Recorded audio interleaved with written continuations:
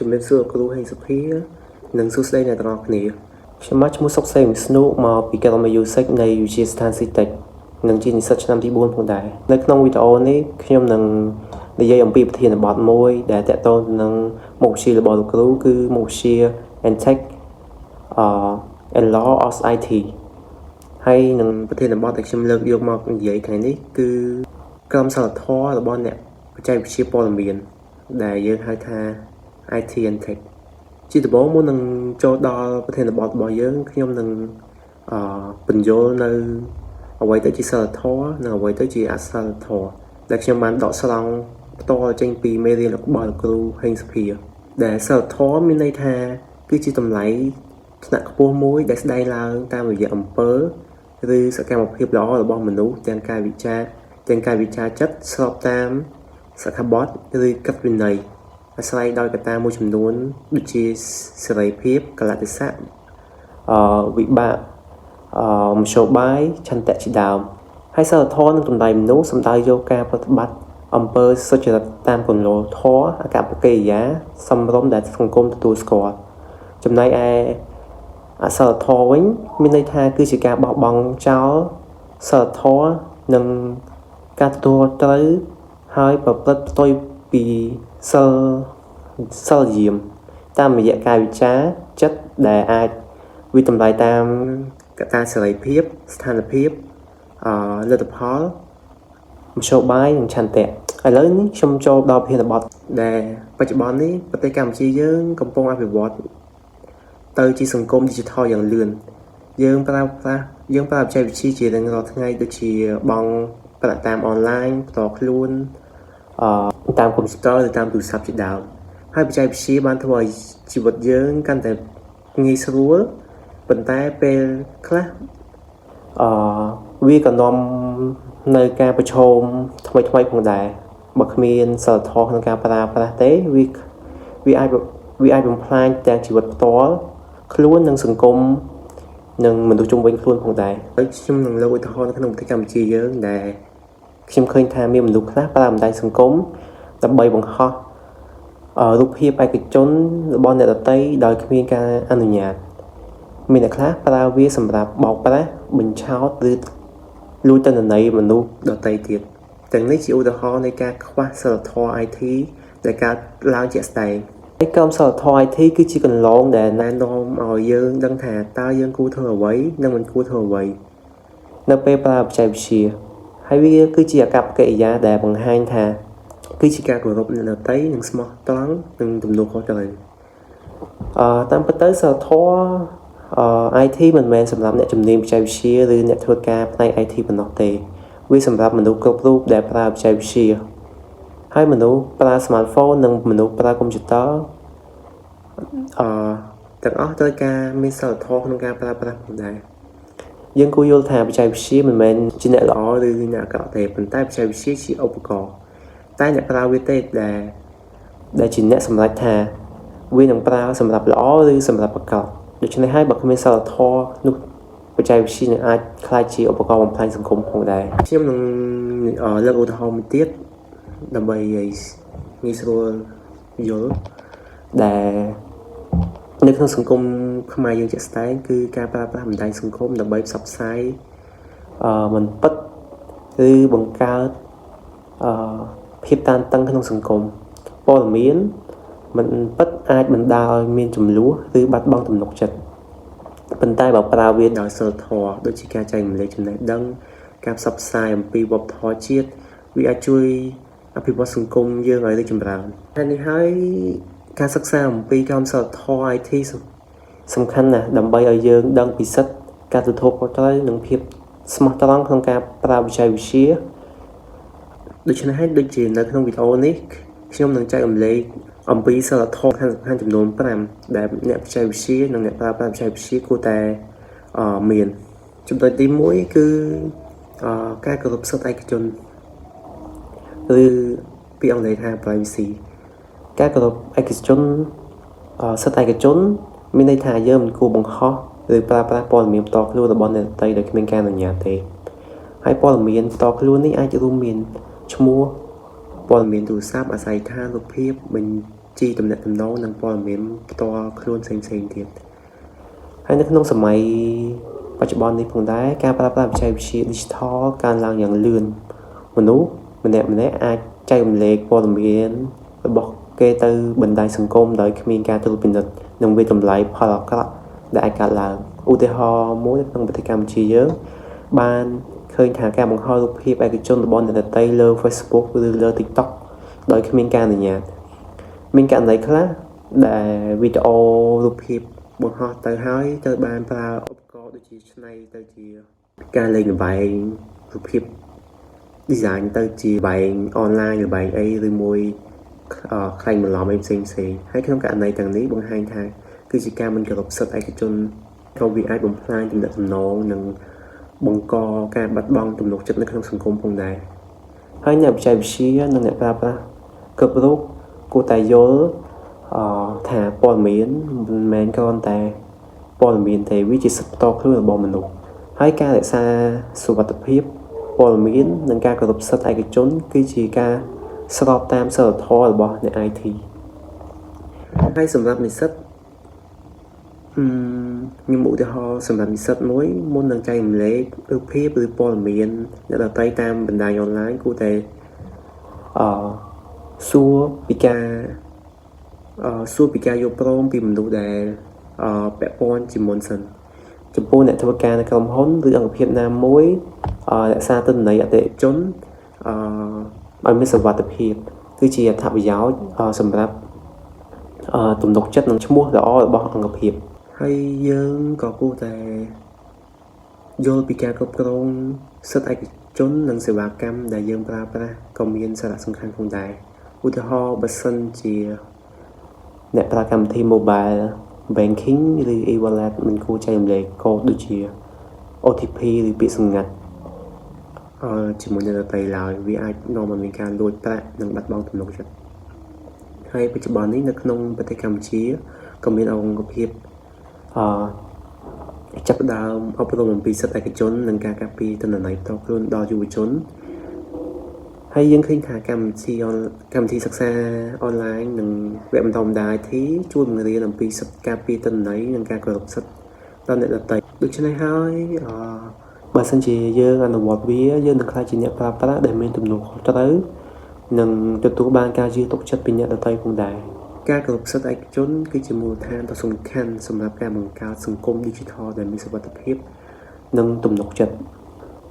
បន្តមកទៀតគឺចូលដល់ចំណុចទី2គឺការមិនលួចកម្មសិទ្ធិបញ្ញាកម្មសិទ្ធិបញ្ញាមានន័យថាការបង្កើតគំនិតស្នាដៃឬកម្មវិធីដែលមនុស្សបង្កើតឡើងគឺជារបស់គេដែលអ្នកប្រើប្រាស់ឬអ្នក IT មិនគួរលួចឬទៅសេកកូដចម្លងអក្សរវីដេអូឬកម្មវិធីដោយគ្មានការអនុញ្ញាតពីម្ចាស់ដើមឡើយហើយបច្ចុប្បន្នបច្ចេកវិទ្យាឲ្យភាពងាយស្រួលក្នុងការចម្លងនិងការចែករំលែកទិន្នន័យហើយអ្នកអាចចម្លងកម្មវិធីឬឯកសារពីអ៊ីនធឺណិតនិងប្រើប្រាស់ដោយគ្មានការទិញបើមិនយកចិត្តទុកដាក់នោះទេអ្នកនឹងកំពុងលួចកម្មសិទ្ធិបញ្ញានិងខុសសីលធម៌ឧទាហរណ៍នៅក្នុងប្រទេសកម្ពុជាដែលមានមនុស្សមួយចំនួនបានចម្លងអត្ថបទពីអ៊ីនធឺណិតដើម្បីប្រើសម្រាប់ការសិក្សាឬធ្វើ content ផ្ទាល់ខ្លួនហើយអ្នកខ្លះទៀតអ្នកធ្វើ YouTube ក៏ចម្លងវីដេអូនៅដទៃដាក់ក្នុង channel របស់ខ្លួនដោយមិនមានការអនុញ្ញាតពីម្ចាស់ដើមការធ្វើអំពើទាំងអស់នេះមិនមែនសម្រាប់កំសាន្តតែប៉ុណ្ណោះទេតែវាអាចបំផ្លាញសិទ្ធិអ្នកបង្កើតនិងបាត់បង់ទំនុកចិត្តនៅក្នុងសង្គម Digital បើមនុស្សគ្រប់រូបគោរពសិទ្ធិបញ្ញានោះអ្នកនឹងបង្កើតនឹងទទួលបានការគោរពនិងទទួលស្គាល់ស្នាដៃរបស់គេហើយអ្នក IT គួរបង្រៀននិងអនុវត្តច្បាប់សិទ្ធិគ្រប់ពេលដែលមានដូចជាមិនចម្លងកូដអ្នកដទៃដោយគ្មានការអនុញ្ញាតមិនចែករំលែកវីដេអូឬរូបភាពឬមាតិកាអ្នកដទៃដោយគ្មានសិទ្ធិហើយនឹងគោរពសិទ្ធិអ្នកបង្កើតឯកសារនៅក្នុងក្រុមហ៊ុនឬស្ថាប័នហើយនៅក្នុងប្រទេសកម្ពុជាយើងក៏មានសកម្មភាពល្អៗមួយចំនួនផងដែរដែលដូចជាក្រុមហ៊ុន IT ខ្លះបានផ្ដល់training អំពីច្បាប់កម្មសិទ្ធិបញ្ញានិងការគោរពស្នាដៃរបស់អ្នកដទៃ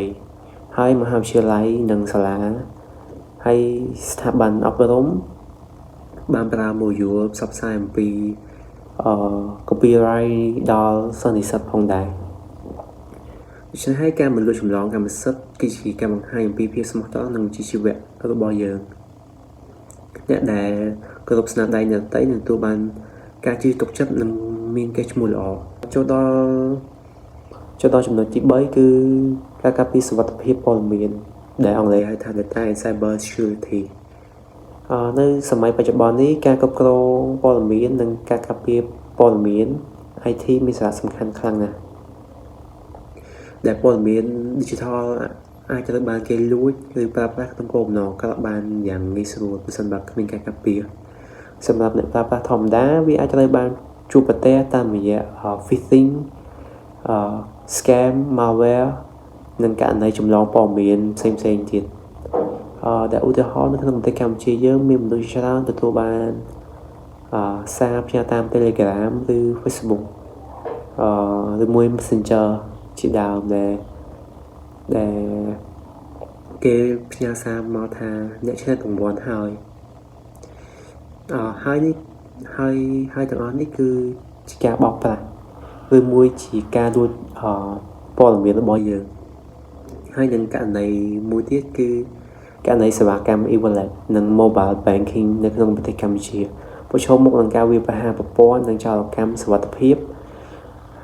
បើសិនជាអ្នកប្រើប្រាស់មិនចេះការពារ OTP ឬពាក្យសម្ងាត់របស់យើងហើយចំពោះអ្នក IT និងអ្នកប្រើប្រាស់គ្រប់រូបត្រូវមានទំនួលខុសត្រូវក្នុងការការពារសម្រាប់អ្នក IT ការពារ implicit security គឺជាការងារសំខាន់ដែលយើងអាចប្រើដូចជា firewall ឬនិង antivirus encrypt ទិន្នន័យសំខាន់និង update software ជាប្រចាំហើយនឹងរៀបចំ backup ទិន្នន័យជាដើមហើយសម្រាប់អ្នកប្រើប្រាស់ទូទៅមានវិធីសាមញ្ញក្នុងការការពារខ្លួនដូចជាបង្កើតពាក្យសម្ងាត់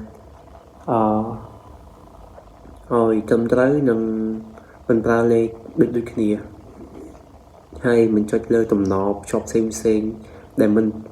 ទាន់ប្រកបដូចជា link នៅតាម Facebook ឬមួយតាម Telegram ជាដើមហើយមិនត្រូវចែករំលែកលេខ OTP ឬព័ត៌មានធនាគារផ្ទាល់ខ្លួនរបស់យើងហើយចូលប្រើប្រាស់ព័ត៌មានដោយមានការត្រួតពិនិត្យពីអ្នកប្រើប្រាស់ច្បាស់លាស់នៅក្នុងប្រទេសកម្ពុជាយើងក៏មានការអប់រំសន្តិសុខ IT ផងដែរដល់យុវជននិងអ្នកប្រើប្រាស់ហើយវគ្គបណ្ដុះបណ្ដាលទាំងនេះមានបង្រៀនពី phishing scam malware និងសុវត្ថិភាព e-wallet ផងដែរនេះជាឧទាហរណ៍ដ៏ល្អដែលបង្ហាញពីការអនុវត្ត IT EdTech ជាក់ស្ដែងការការពារសុវត្ថិភាពព័ត៌មានមិនត្រឹមតែជួយអ្នកប្រើប្រាស់ប៉ុណ្ណោះទេវានៅសំខាន់សម្រាប់សង្គមទាំងមូលដើម្បីទប់ស្កាត់ការបាត់បង់ទិន្នន័យនិងការបង្កជម្លោះសង្គមដោយប្រើប្រាស់បច្ចេកវិទ្យា digital អត់សុវត្ថិភាពហើយការការពារទិន្នន័យការការពារទិន្នន័យនិងសុវត្ថិភាពព័ត៌មានគឺជាគន្លងដ៏សំខាន់សម្រាប់អ្នកប្រើប្រាស់និងសង្គមទាំងមូលដើម្បីធ្វើឲ្យបច្ចេកវិទ្យាជាឧបករណ៍សម្រាប់អភិវឌ្ឍនិងជួយដល់សង្គមស៊ីវិល័យរបស់យើងសប្តាហ៍នេះចូលដល់ចំណុចទី5គឺការប្រើប្រាស់បច្ចេកវិទ្យាដោយមានទំនួលខុសត្រូវបច្ចេកវិទ្យាគឺជាឧបករណ៍ដ៏មានអំណាចដ៏ខ្លាំងហើយវាអាចជួយឲ្យសង្គមអភិវឌ្ឍឬបង្កបញ្ហាបើសិនជាយើងប្រើវាខុសពីសីលធម៌ហើយអ្នកប្រើប្រាស់គ្រប់រូបត្រូវមានទំនួលខុសត្រូវក្នុងការប្រើប្រាស់បណ្ដាញសង្គមកម្មវិធីនិងទិន្នន័យឧទាហរណ៍នៅក្នុងប្រទេសកម្ពុជាយើងមានមនុស្សខ្លះប្រើ Facebook ឬ TikTok ដើម្បីបង្កព័ត៌មានមិនពិតឬ clip ដែលបង្កភាពភ័យខ្លាចនិងជម្លោះប៉ុន្តែអ្នកផ្សេងទៀតប្រើវាដើម្បីចែករំលែកចំណេះដឹងនិងសកម្មភាពសង្គមហើយនិងវប្បធម៌របស់ខ្មែរយើងជាដើម ករណីនេះបង្ហាញថាបច្ចេកវិទ្យាអាចជាឧបករណ៍ល្អឬអាក្រក់ពីការប្រើប្រាស់របស់មនុស្សយើងអ្នក IT និងអ្នកប្រើប្រាស់ទូទៅគួរតែសួរខ្លួនឯងថាតើការប្រើប្រាស់នេះមានផលវិបាកដល់អ្នកដទៃឬសង្គមទេឬវាជារឿងអភិវឌ្ឍនិងជួយសង្គមអ្នក IT អាចអនុវត្តការប្រើប្រាស់ដោយទំនួលខុសត្រូវដូចជាបង្កើតកម្មវិធីដែលមានសុវត្ថិភាពនិងប្រកបដោយមានភាពស្មោះត្រង់ពិនិត្យមើល bug មុនចេញ version ទៅដល់អ្នកប្រើប្រាស់ហើយចែករំលែកចំណេះដឹងនៅមុខវិជ្ជាដោយចែករំលែកចំណេះដឹងវិជ្ជាជីវៈដោយស្មោះត្រង់ហើយសម្រាប់អ្នកប្រើប្រាស់ទូទៅវិញយើងអាចប្រើបណ្ដាញសង្គមមានការគិតពីផលវិបាកនិងចំនួនខុសត្រូវមុននឹងមិនត្រូវចែករំលែកព័ត៌មានមិនពិតឬព័ត៌មានមិនបានចេញពីប្រភពជាក់ស្ដែងហើយជួយផ្សព្វផ្សាយអំពីវប្បធម៌និងចំណេះដឹងល្អៗដល់សង្គមនៅក្នុងប្រទេសកម្ពុជាយើងក៏មានការបង្កើតកម្មវិធីនិងវគ្គបណ្តុះបណ្តាលអំពី IT and Tech ដល់យុវជននិងនិស្សិតវាជាការបង្រៀនពីការប្រើប្រាស់បច្ចេកវិទ្យាដោយសុវត្ថិភាពនិងមានទំនួលខុសត្រូវឧទាហរណ៍កម្មវិធី coding tab បង្រៀនថាមុននឹងចែករំលែកកូដឬបច្ចេកត្រូវត្រួតពិនិត្យសុវត្ថិភាពនិងរក្សាសិទ្ធិដល់ម្ចាស់ដើមហើយការប្រើប្រាស់បច្ចេកវិទ្យាដោយទំនួលខុសត្រូវគឺជាគន្លងដ៏សំខាន់ក្នុងការបង្កើតសង្គម Digital ដែលមានសុចរិតភាពនិងទំនួលខុសត្រូវនិងទំនុកចិត្តវាអាចជួយសង្គមកម្ពុជាយើងក្នុងការអភិវឌ្ឍសេដ្ឋកិច្ច Digital និងបង្កើតវប្បធម៌ Digital នៅក្នុងសង្គមយើងចំណុចចូលដល់ចំណុចចុងក្រោយគឺចំណុចទី5ដែលមុននោះគឺជាចំណុចទី4ប៉ុន្តែខ្ញុំច្រឡំថាចំណុចទី5ចំណុចនេះគឺភាពស្មោះត្រង់ភាពស្មោះត្រង់មានន័យថាមនុស្សដែលប្រើប្រាស់បច្ចេកវិទ្យាគួរតែមានភាពស្មោះត្រង់ក្នុងការប្រើប្រាស់ទិន្នន័យកូដកម្មវិធីវីដេអូឬស្នាដៃផ្សេងវាមានន័យថាមិនលាក់បាំងកំហុសឬមិនបង្កការបោកប្រាស់និងគោរពច្បាប់នានាឧទាហរណ៍អ្នកជួសជុលកុំព្យូទ័រឬទូរស័ព្ទគួរតែប្រាប់អតិថិជនអំពីបញ្ហាជាក់ស្ដែងមិនបំភ្លើសកំហុសឬបដូរផ្នែកល្អដើម្បីទទួលបានប្រាក់ច្រើនទេហើយអ្នកបង្កើតកម្មវិធីគួរតែរាយការណ៍បាក់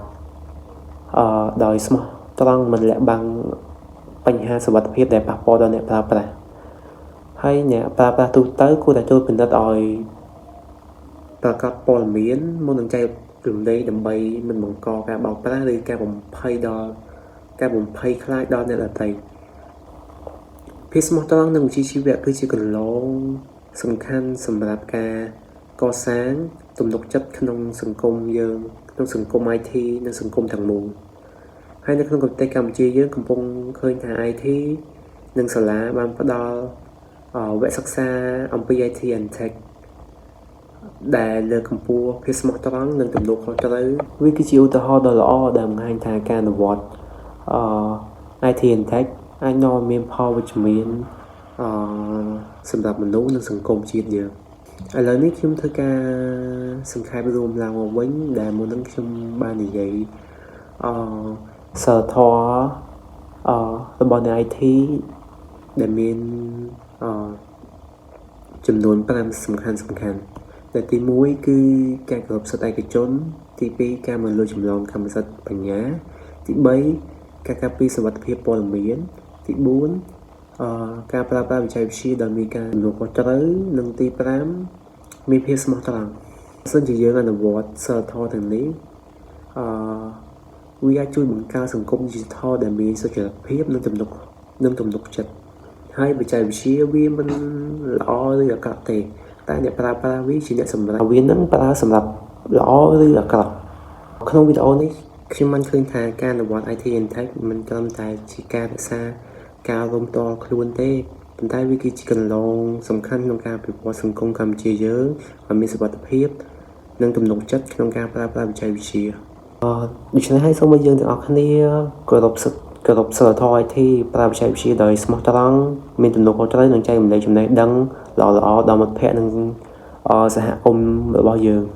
ទីចុងក្រោយវីដេអូខ្ញុំមានតែប៉ុណ្្នឹងឯងសូមអរគុណគ្រូហេងសុភាដែលបានបង្ហាត់បង្រៀនដល់ខ្ញុំហើយក៏អរគុណអ្នកទស្សនាទាំងអស់គ្នាផងដែរសូមជម្រាបលាលោកគ្រូ